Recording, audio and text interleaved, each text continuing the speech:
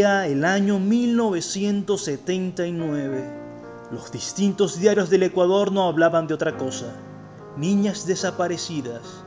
Las aterradoras páginas de papel periódico estaban abarrotadas de los rostros de las infantas en paradero desconocido y de sus desesperados padres. Tal era la magnitud del evento que por el entonces presidente del país, Jaime Roldós Aguilera, instó a las fuerzas policiales a hacer prioridad el asunto. Las primeras investigaciones conducían a la policía por un camino bifurcado. Por un sendero barajaban la hipótesis de una red de trata de blancas y por el otro la hipótesis era una red comercializadora de órganos.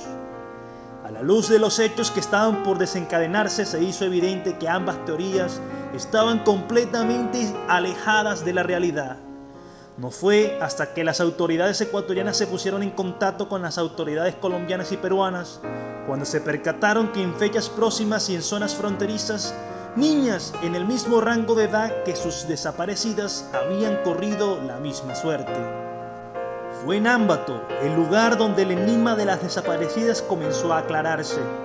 El 9 de marzo de 1980, el mercado se llenaba con el olor de los caldos y las frituras y los clientes se movían por los pasillos en busca de un lugar, mientras el calor de los hornos disipaba el frío andino.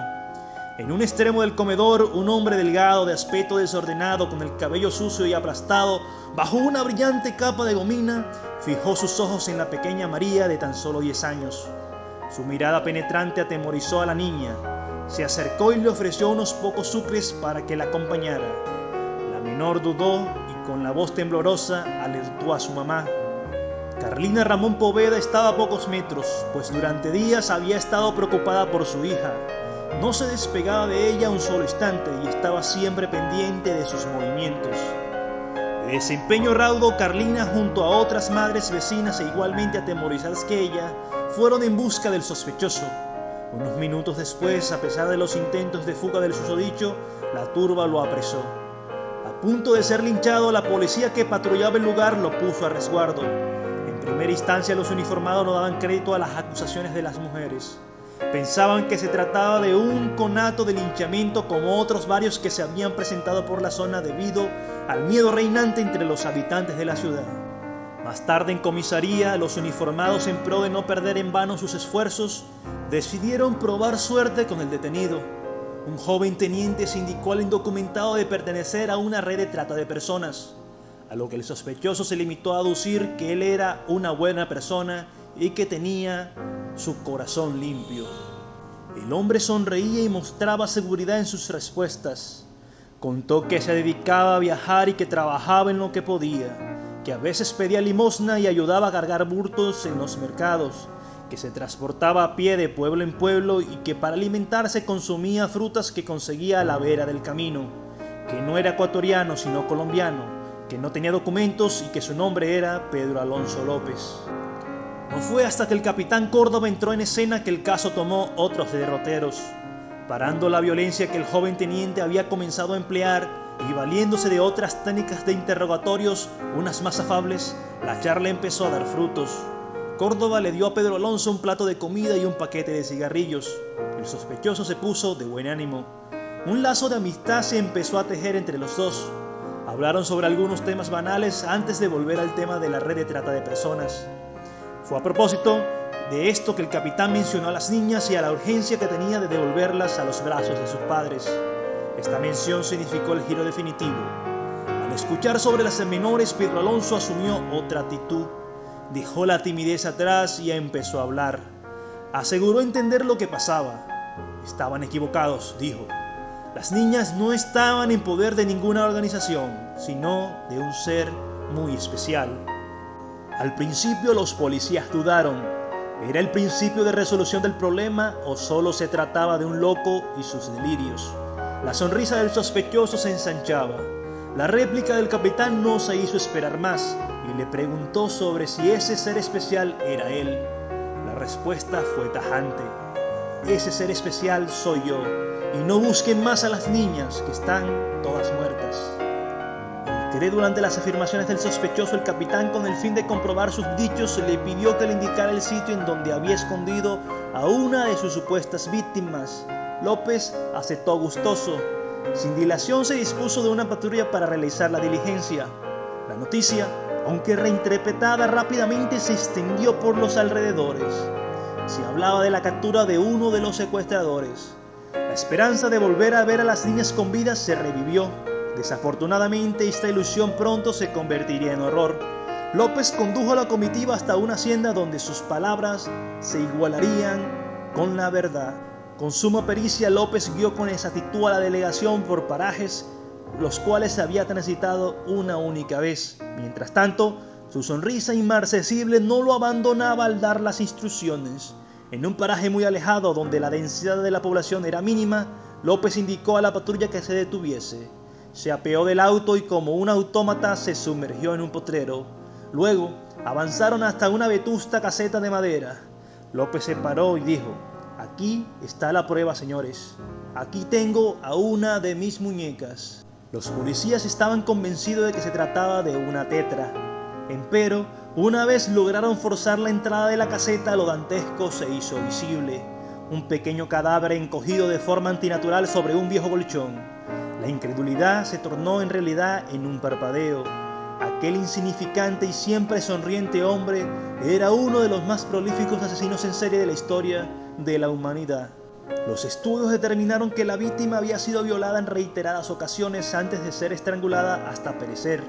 Por medio de su ropa, que encajaba con una de las denuncias realizadas, se pudo determinar que se trataba de la niña Ivana Jácome. Ante estos hechos, el presidente de la nación ordenó que llevaran al asesino a donde les indicase, eso con el fin de recuperar la mayor cantidad de cuerpos posibles. Muy a su pesar, el capitán Córdoba, quien quedó a cargo de toda la investigación, tuvo que ensanchar su incipiente amistad con López, para así poderle sacar más información. Lo seguía tratando con respeto y le daba acceso a privilegios que le permitieran una mayor confortabilidad al asesino. En medio de su cómoda posición, las conversaciones capitán-asesino se multiplicaron. Las horrendas confesiones se fueron sucediendo hasta que la gran revelación salió a relucir. Cuando López fue preguntado sobre el número de niñas asesinadas, haciendo gala de una gran frialdad, López aseveró: más de 200 en Ecuador, algunas decenas en Perú y muchas más en Colombia. A diferencia de otros asesinos en serie que se achacan a sí mismos crímenes que no cometieron con la finalidad de engrandecer su imagen popular como criminal, Pedro Alonso López no mentía y no exageraba ni una sola cosa de lo que decía con respecto a sus dantescos actos.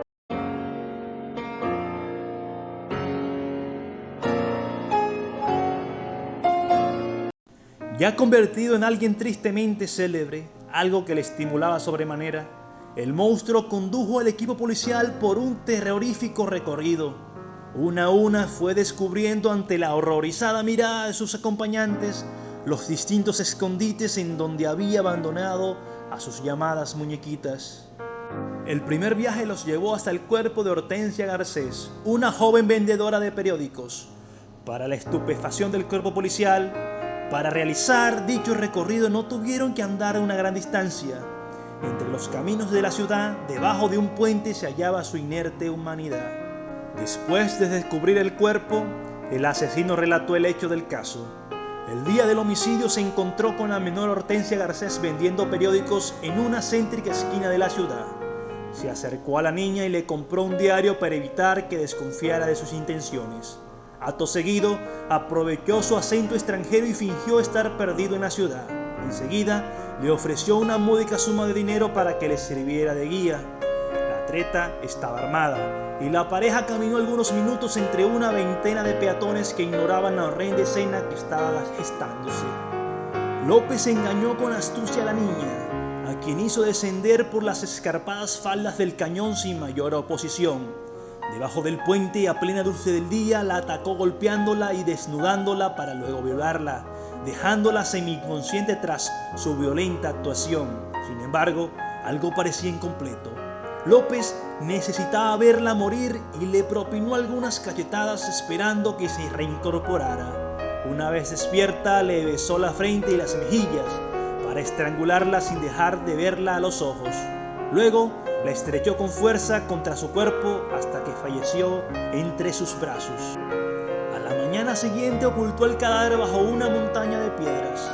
Desechos de construcción en los periódicos que vendía la infortunada víctima, diarios cuya primera página mencionaba la alarmante sucesión de desapariciones que azotaba la ciudad.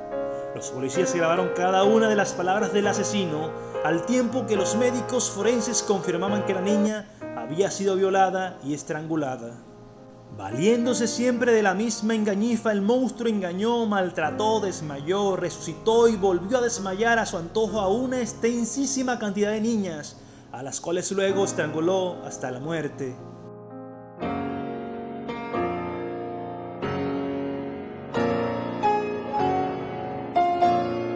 Pedro Alonso López nació un 8 de octubre de 1948 en la población de Santa Isabel, en el departamento del Tolima. De allí se trasladó hasta el municipio del Espinal, luego de que su madre embarazada de él fuese desplazada forzosamente a causa de la crisis política que atravesaba el país en esa época. Aquella violencia que inundó de sangre las tierras colombianas también terminó con la vida del padre del futuro asesino. En su nuevo emplazamiento, Bernilda, su joven madre, se volvió a casar poco tiempo después. La relación del joven López con su nuevo padrastro fue terrorífica. El maltrato y el desprecio reinaron entonces.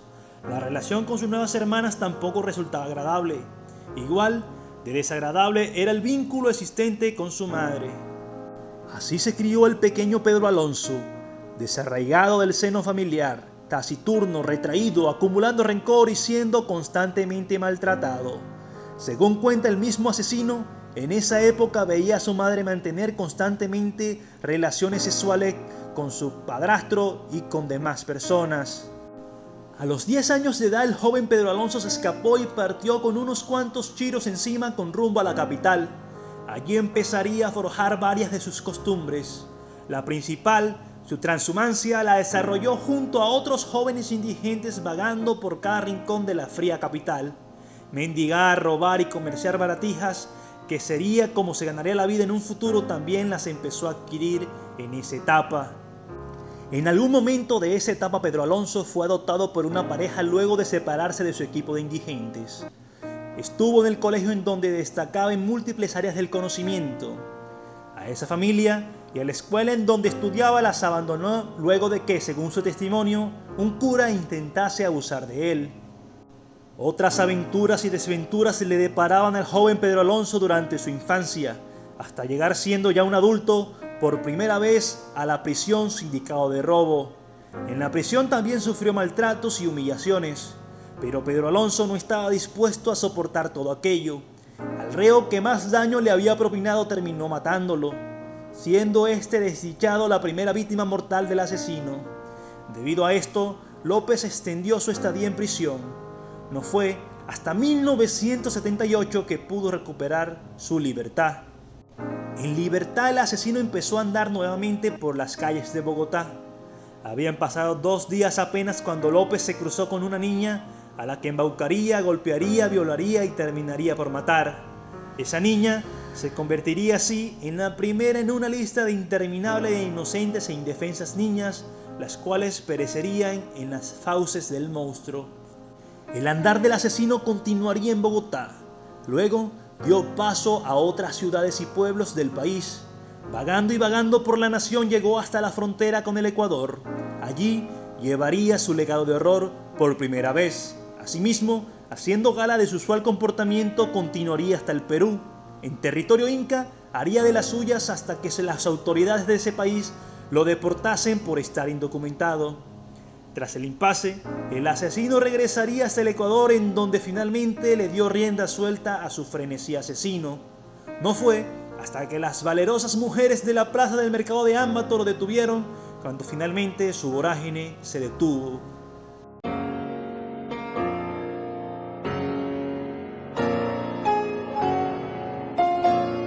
Si en este caso existe algo más espeluznante que los mismos asesinatos del monstruo, eso puede ser la posibilidad existente de que el mismo reincida en su comportamiento.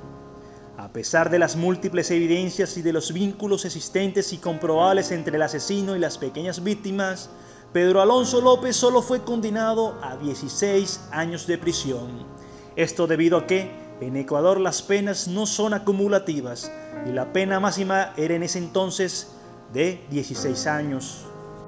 Como suele ocurrir con este tipo de criminales, en prisión López era un reo modélico, daba entrevistas cada tanto, deambulaba por el penal sin meterse con nadie y cooperaba en cuanto se le pedía. En sus momentos de esparcimiento consumía algún alucinógeno y poco más. No obstante, su travesía tras las rejas no fue apacible, pues tuvo que sobrevivir a numerosos intentos de asesinato.